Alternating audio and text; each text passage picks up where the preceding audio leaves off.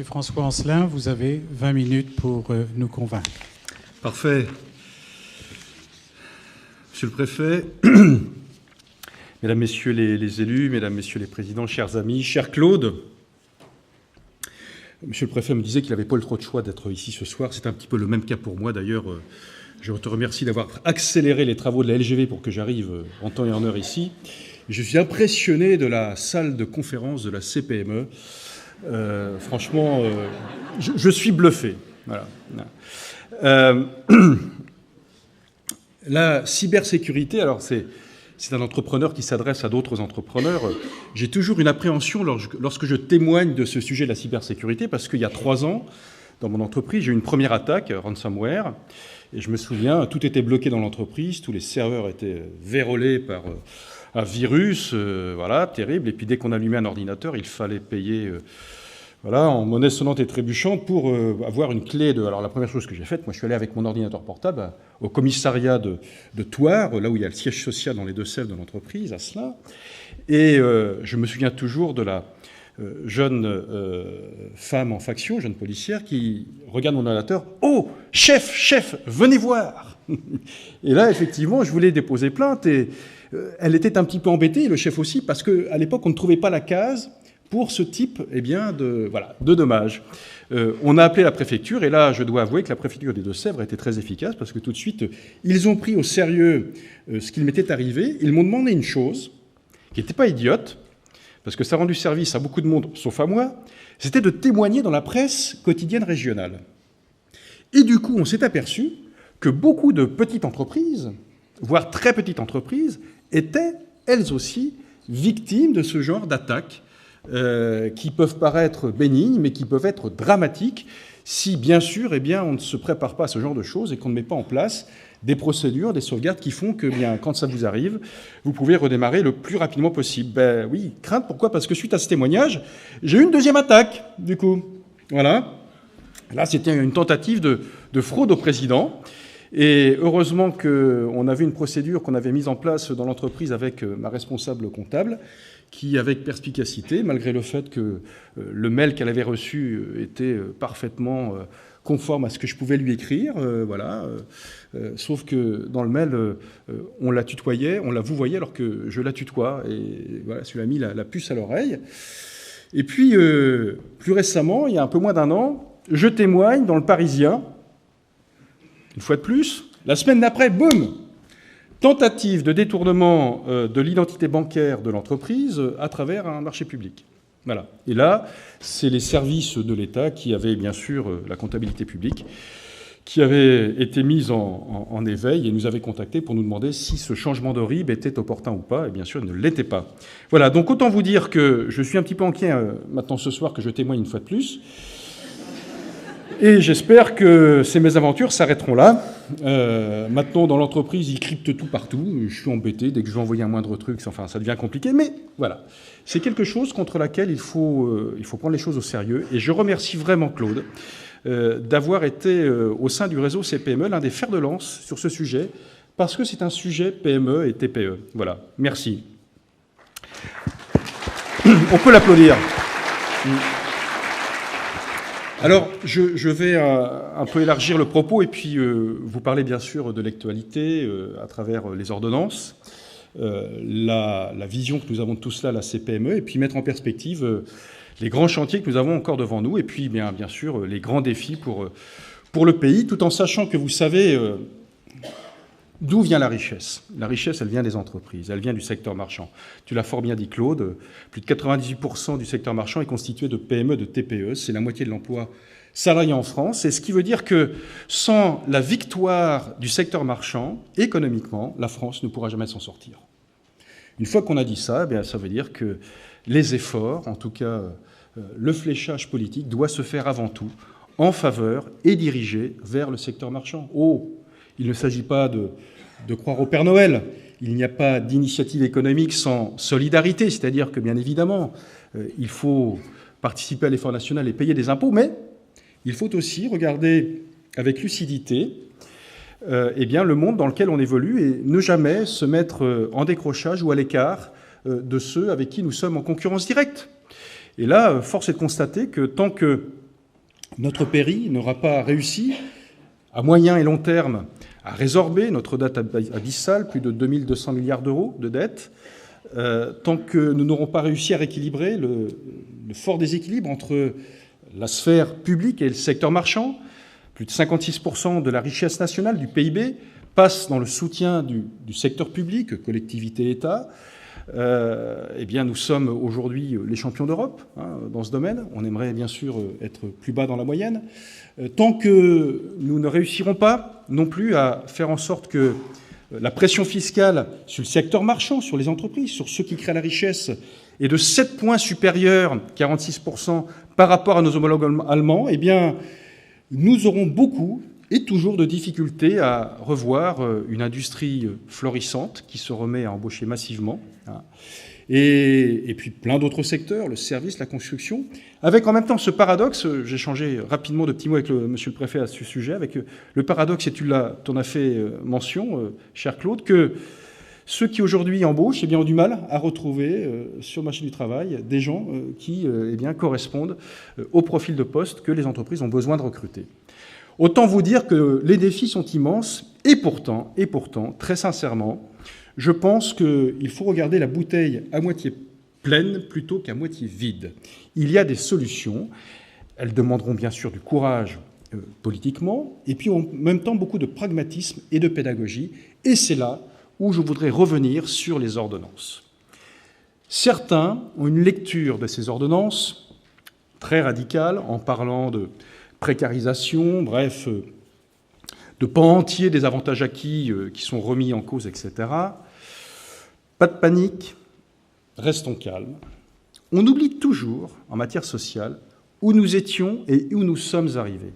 Ça fait 24 ans que je suis à mon compte, ça fait 24 ans que j'ai repris l'entreprise familiale. En 24 ans, sur le champ social, et ce n'est pas le seul, d'année en année, je n'ai connu que des complications supplémentaires.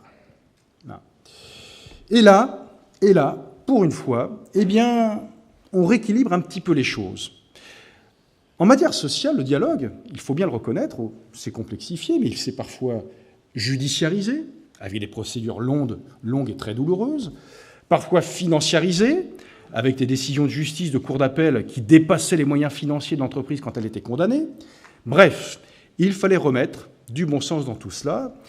Et autant vous dire que la CPME avait particulièrement bien travaillé son corpus social sur ce sujet, puisque nous avions 89 propositions que nous avions proposées aux candidats aux élections présidentielles. Et lorsque mon premier rendez-vous avec le président Macron nouvellement élu, je peux vous dire que j'étais chaud bouillant, j'étais fin prêt, je savais exactement là où nous voulions arriver au niveau de la CPME, sur le corps des ordonnances, et nous voulions des décisions extrêmement pragmatiques sur 2 sujets. Sécuriser la rupture. Certes, l'ADN d'un chef d'entreprise, ce n'est pas de licencier, c'est d'embaucher et de développer son activité. Mais la psychologie du chef d'entreprise, c'est aussi de se dire, si jamais ça ne fonctionne pas, si jamais je me trompe dans le recrutement, si jamais j'ai un accident de parcours en termes économiques, et que pour m'en sortir, ça devient impossible, j'hésite, pas une fois, mais 10 fois avant d'embaucher. Et puis en plus, j'ai des témoignages de collègues qui se sont retrouvés dans des situations catastrophiques. C'est une maladie contagieuse, d'avoir peur. Là, par rapport à la rupture, qu'est-ce qui se passe? D'abord, on a un plafonnement des dommages et intérêts. Je dis bien des dommages et intérêts, c'est-à-dire qu'il ne faut pas oublier qu'avant le licencié, vous avez les indemnités légales, parfois conventionnelles, et puis ensuite, s'il y a un contentieux, vous avez des dommages et intérêts. Le plafond, 20 mois pour un salarié qui aurait 30 ans d'ancienneté. C'est progressif, 1 an par année d'ancienneté pendant les 10 premières années, et puis après, un demi-mois par année d'ancienneté jusqu'à la 30e année d'ancienneté, plafonné à 20 mois, auquel, si jamais vous avez un litige sérieux et que vous êtes condamné au plafond, auquel vont se rajouter les indemnités légales, ça fera environ 7 mois. C'est-à-dire que ce n'est pas 20 mois, en fait, c'est 27 mois. Est-ce que vous croyez qu'on enlève beaucoup de choses à la réparation intégrale que réclame le salarié? D'après vous, combien d'entre nous, combien de TPE, combien parfois de PME seraient capables de verser une telle indemnité? Posons-nous la question. Est-ce que le fait de réclamer la réparation intégrale a du sens lorsque cette réparation intégrale a fait capoter, et nous avons des exemples, je peux vous dire on en a beaucoup à la CPME au niveau national, a fait capoter l'entreprise? Est-ce que le bien commun qu'est l'entreprise ne doit pas primer sur l'intérêt individuel? Certes, il faut réparation, mais lorsque parfois vous aviez d'une cour d'appel à une autre des décisions de justice qui allaient de 1 à plus de 4, comment voulez-vous que plus d'un chef d'entreprise ne se trouve pas effrayé dans de telles situations? Est-ce que lorsqu'on doit se séparer de quelqu'un, malheureusement, puisqu'il est toujours malheureux, est-ce que vous ne croyez pas que la meilleure des choses, c'est de se mettre, entre guillemets, d'accord le plus rapidement possible, et puis de rebondir le plus rapidement possible, et de regarder devant, plutôt que d'en se vouloir pendant plusieurs années, où au bout de 3 ans, 4 ans de procédure, on en sort essoré, et le salarié et l'employeur, et parfois ruiné? Eh bien là, le risque, maintenant, il est circoncis, on le connaît. Donc, on peut l'anticiper. C'est une première étape. On rééquilibre les choses, il y a toujours la juste réparation, et en même temps, on connaît le niveau du risque. Le délai de recours, il était de 3 ans en France, 3 semaines en Allemagne. Il est rabaissé à 12 mois. Et puis, c'est un peu plus technique, mais néanmoins très important, c'est que le fond, eh bien, l'emporte sur la forme.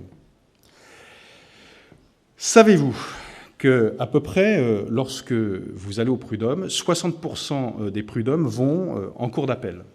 Sur ces 60% des prud'hommes qui vont en cour d'appel, 80% de ces 60% sont... L'employeur est condamné pour des licenciements dits abusifs, sans cause réelle et sérieuse, et ces 80% sont pour des questions de forme par rapport au fond.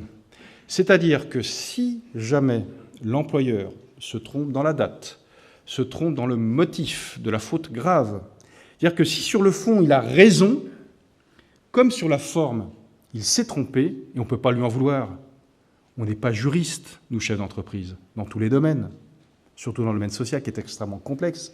Si jamais il a raison sur le fond mais qu'il s'est trompé sur la forme, il était condamné pour licenciement abusif. Alors quand vous entendez, parfois dans les médias, des gens qui disent « rendez-vous compte, licenciement abusif », c'est effrayant, c'est-à-dire que la charge émotionnelle et psychologique d'un licenciement abusif, pour tout un chacun, on dit bah, « l'employeur, il a dû en faire des tonnes quand même, c'est un salaud, quoi, entre guillemets, quoi ». Non, 80% des cas, c'est pour des questions de forme sur le fond. Et bien maintenant, grâce aux ordonnances, eh bien, on aura le droit à l'erreur. C'est-à-dire que si jamais, sur la forme, on s'est trompé, on aura 1 mois pour reprendre la procédure et faire en sorte de l'aboutir le plus paisiblement possible. Voilà, c'est du bon sens. On n'enlève rien, ni aux salariés, ni à l'employeur. On retrouve l'équilibre qui était celui finalement du dialogue social serein que nous avions, il y a une quinzaine d'années, et qui au fil des ans, eh bien, est dévoyé vers un dialogue social contraint. L'autre volet sur les ordonnances, c'était du bon sens. Dans les entreprises de moins de 50 salariés, il y a simplement 4% de présence syndicale. Vous savez qu'en France, alors c'était au passé, mais pour signer un accord avec vos salariés, il fallait absolument aller chercher un syndicat. Alors soit vous l'aviez dans l'entreprise, auquel cas la question ne se pose pas, et elle ne se pose pas non plus aujourd'hui, donc vous passez par votre délégué syndical. Si vous n'en avez pas, c'est le cas de 96% des PME, quand même, vous deviez aller chercher un mandatement, à savoir, demander à un de vos salariés de prendre une carte syndicale pour signer un accord d'entreprise. Autant vous dire que ça ne fonctionne pas, et je ne vois pas par quel coup de baguette magique ça pourrait fonctionner. Donc, on est parti d'un constat très simple, c'est-à-dire que si on veut se mettre d'accord avec ses salariés, eh bien qu'on mette en place du dialogue social, on va dire une démocratie sociale directe. En l'absence de syndicalistes, on a des représentants du personnel, pour certains d'entre nous, qu'on puisse signer un accord avec nos représentants du personnel. Quoi de plus simple? Voilà. On oublie une chose, c'est que le premier tour syndical, il existe toujours. C'est-à-dire que ce représentant du personnel, le premier tour des élections, c'est réservé aux syndicats. Ça n'a pas été enlevé. Personne n'en parle de ça. Donc, quand on dit qu'on fait du contournement syndical à travers la possibilité aujourd'hui de signer un accord d'entreprise avec ses représentants du personnel, non. C'est que le vrai sujet, c'est que l'offre syndicale, certes, n'intéresse pas beaucoup d'employeurs, mais elle n'intéresse surtout pas beaucoup de salariés. Et là, je pense très sincèrement que cette disposition devrait permettre aux organisations syndicales de repositionner l'offre syndicale. Pourquoi? Parce que dans notre pays, lorsqu'on pense syndicat, on pense à en découdre. On pense à opposition, on pense à rapport de force. Ça peut l'être, mais c'est pas ça tous les jours. Bon sang de bonsoir. Le climat social dans l'ensemble des PME de ce pays est plutôt serein. Je ne dis pas qu'il n'existe pas de difficultés. Il suffit d'être deux pour commencer à s'aimer ou à se détester. Puis c'est cyclique. Mais globalement, l'intérêt de l'employeur, c'est de garder la motivation pleine et entière de ses salariés. Parce que j'aime mieux vous dire que dans une TPE ou dans une PME, si jamais vous mettez vos salariés à dos, ce n'est pas les réserves que vous avez au compte bancaire qui vont vous permettre de durer longtemps si vous avez une grève. Donc on a intérêt de se mettre rapidement d'accord et de retrouver la motivation. Et l'exemple que tu donnais sur le transport, c'est exactement ça. C'est-à-dire qu'en Bretagne, on cherche 3000 chauffeurs. Voilà. On a une profession qui est en tension et qui ne trouve pas des salariés. On ne va quand même pas commencer, entre guillemets, à faire la poche des salariés. On en a besoin. En même temps, on est aussi confronté à la réalité économique qui est celle de la concurrence, et bien là, elle est farouche. Voilà. Donc, sur le volet accord d'entreprise, et bien là encore, le gouvernement a repris une proposition qui faisait partie des 89 propositions de la CPME lors de l'élection à la présidence de la République. Et très sincèrement, moi je suis... Vous savez, ça fait 23 ans que je fais du syndicalisme, ça fait 24 ans que je suis chef d'entreprise. Quand il y a une petite lumière comme ça, j'ai tellement connu de déception que ça fait un petit peu de bien, ça donne un petit peu de baume au cœur, et puis je pense que voilà, ça donne un peu la confiance, mais il reste tant de choses à faire. Je vous ai dit qu'il fallait créer un environnement favorable et porteur à l'ensemble du secteur marchand qui est constitué de PME et de TPE. Les grands chantiers que nous avons devant nous, et ça reboucle un petit peu avec le problème que nous avons à retrouver la main-d'œuvre de qualité, c'est la réforme de la formation professionnelle et la réforme de l'apprentissage. Notre pays est plus en échec d'orientation qu'en échec scolaire. Des jeunes de qualité, il y en a. Il y en a plein. Sauf que vous avez deux mondes qui ne se connectent pas. Un jeune dans notre pays, quand il a du potentiel, jamais on lui parlera d'une filière professionnelle. C'est très rare. Et quand un jeune, comme j'en ai un dans l'entreprise, qui, à la fin de sa terminale S, a dit qu'il voulait faire un CAP de charpentier, il s'est fait engueuler par la directrice des études de l'établissement scolaire. Et aujourd'hui, ce jeune, il a fait son CAP, il a fait son brevet professionnel, il a fait son BTS. Ensuite, il est parti, il a fait le tour du monde. Et là, je l'ai réembauché pour l'envoyer tenir une agence de l'entreprise. J'aime mieux vous dire que son parcours, et il me le disait pas plus tard que la semaine dernière, il dit, quand je vois certains de mes copains qui sont partis dans des études longues et qui, à l'arrivée, me disent, dis donc, c'est toi qui avais raison. Voilà, il y a des parcours comme ça qui existent, et c'est du solide. Et j'aime mieux vous dire qu'avec la qualification qu'il a, il n'aura aucun problème pour rebondir n'importe où il veut, en France ou même ailleurs. Voilà. Donc, il faut réussir à retravailler avec un partenaire incontournable qui est l'éducation nationale. On ne peut pas parler d'apprentissage sans remettre deux choses au milieu du sujet, avant tout l'entreprise et l'employeur, parce que c'est quand même lui qui décide ou non de prendre un apprenti ou d'embaucher. L'endroit où on forme ces jeunes, les centres de formation, et en amont, bien évidemment, l'éducation nationale. Et arrêtons de demander aux chefs d'entreprise ce que parfois, malheureusement, les familles ont du mal à faire, et l'éducation nationale aussi. Quand vous avez un jeune à qui, on n'a pas appris en tout cas qu'il ne maîtrise pas le bonjour, merci, au revoir, pardon, l'employeur, il est aussi désarmé que les parents eux-mêmes. Lorsqu'un jeune arrive et ne maîtrise pas les savoirs élémentaires académiques, écrire, lire, compter, l'employeur, il sera tout aussi désarmé que le professeur face à lui. Donc, en amont, il faut arrêter, entre guillemets, cet échec de l'exigence. Pourquoi? Parce que l'exigence, bien souvent, les jeunes, le premier endroit où la rencontre, c'est dans l'entreprise. Parce que là, ça ne pardonne pas. Parce que le fruit de son travail, il faut réussir à le vendre. Et si le travail n'est pas bien fait, le client ne veut pas. Du coup, il ne paye pas. Du coup, on ne paye plus. Donc, il faut, autour de ces sujets qui sont extrêmement structurels, structurants, remettre tous les acteurs Il ne s'agit pas de pointer du doigt tel ou tel. On est tous collectivement responsables. Hein. Mais maintenant, il faudra du temps et faire en sorte que ceux qui, aujourd'hui, sont en capacité de faire décoller l'apprentissage, l'emploi, soient enfin écoutés, soient enfin entendus, soient enfin respectés. Je constate qu'une seule chose, il y a 4 ans, je fléchais 46% de ma taxe d'apprentissage, je savais exactement où j'investissais dans la formation. Aujourd'hui, j'en flèche 24%.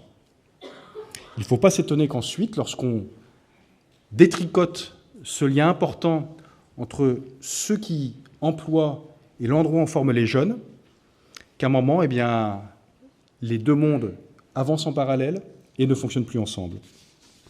Je crois que j'ai été assez long. Voilà, donc je voulais tout simplement conclure, parce que j'aurais tant de choses à vous dire, hein, et là je rebascule vraiment dans le champ syndical, que la légitimité d'un président national de la CPME, c'est ici qu'elle se joue, c'est en territoire. Hein. C'est-à-dire que sans vous, moi je ne suis rien. Hein. C'est-à-dire que je peux avoir de grandes idées, mais en attendant, elles s'incarnent dans les territoires. Ça vient du bas pour remonter vers le haut. Hein. Et le temps que vous pouvez passer au bien commun de vos collègues, chefs d'entreprise, de PME, de TPE, c'est très important. Vous savez, ça peut donner du sens, et ça donne du sens à votre vie, tout court, à votre vie professionnelle, à votre vie personnelle. Et à ce titre, je voulais vraiment remercier tous ceux qui consacrent du temps personnel, hein, parfois de l'argent personnel, ça ne rapporte rien et ça coûte, hein, qui consacrent du temps personnel, parfois professionnel au bien commun, de l'ensemble de la profession. Je tiens à vous en remercier vraiment chaleureusement. Sachez que vous pouvez compter sur moi pour mener ces combats, mais moi, je compte sur vous pour m'aider à les mener. Merci. Merci, monsieur François Ancelin.